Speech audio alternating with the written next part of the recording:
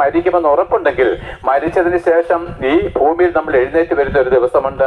മരിച്ചതിന് ശേഷം അല്ലെങ്കിൽ ഇന്നല്ലെങ്കിൽ നാളെ ലോകം അവസാനിക്കുന്ന ഒരു ദിവസമുണ്ട്.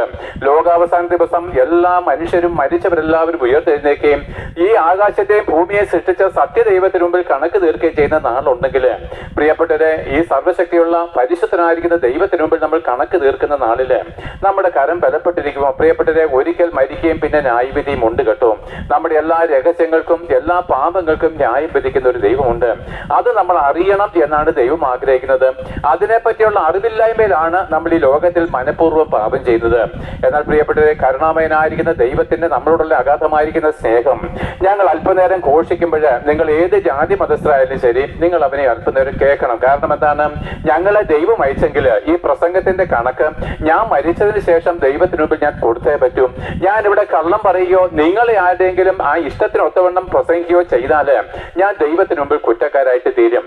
എന്നാൽ പ്രിയപ്പെട്ടവരെ, നിങ്ങളെ സ്നേഹിച്ച് നിങ്ങൾക്ക് വേണ്ടി ക്രൂശിൽ മരിക്കേണ്ടി വന്നുവെങ്കിലും മരണത്തെ ജയിച്ച് ഉയർത്തെഴുന്നേറ്റ് ഭൂമിയുടെ ഏകാധിപതിയായിട്ട് കടന്നു വരുന്ന ഈ സത്യദൈവമായിരിക്കുന്ന ക്രിസ്തുവിനെ ഞങ്ങൾ പ്രസംഗിക്കുമ്പോൾ നമ്മൾ ഹിന്ദുക്കളോ മുസ്ലിങ്ങളോ ക്രിസ്ത്യ മതവിഭാഗങ്ങളോ ഏതുമായിക്കോട്ടെ, പ്രിയപ്പെട്ടവരെ, ജന്മം കൊണ്ട് നമ്മളെല്ലാവരും ദൈവത്തിന്റെ ശത്രുക്കളാണ്.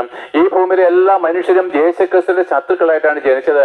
അതേ ക്രിസ്തീയ മതവിശ്വാസികളും ക്രിസ്തീയ മത പുരോഹിതന്മാരും ഉൾപ്പെടെ ദൈവത്തിന്റെ ശത്രുക്കളാണ്. പിന്നെ ആരാണ് ദൈവത്തിന്റെ മിത്രം? പ്രിയപ്പെട്ടവരെ, ഞാൻ പറഞ്ഞു തരാം. ആകിയാൽ നിങ്ങൾക്ക് മരിച്ചതിന് ശേഷം ഒരു ജീവിതമുണ്ടെന്ന് അറിയിയാലും മരിച്ചതിന് ശേഷം ദൈവത്തിന് മുമ്പിൽ നമ്മുടെ കണക്ക് കൊടുക്കുന്ന ദിവസം ഉണ്ട് എന്നുള്ള കാര്യം ഉറപ്പുള്ളതിനാലും ആരും മതത്തിന്റെ പേരിലോ നിങ്ങളുടെ ഉന്നത പാപം കൊണ്ടോ ഇതിനെ തള്ളിക്കളയില്ല.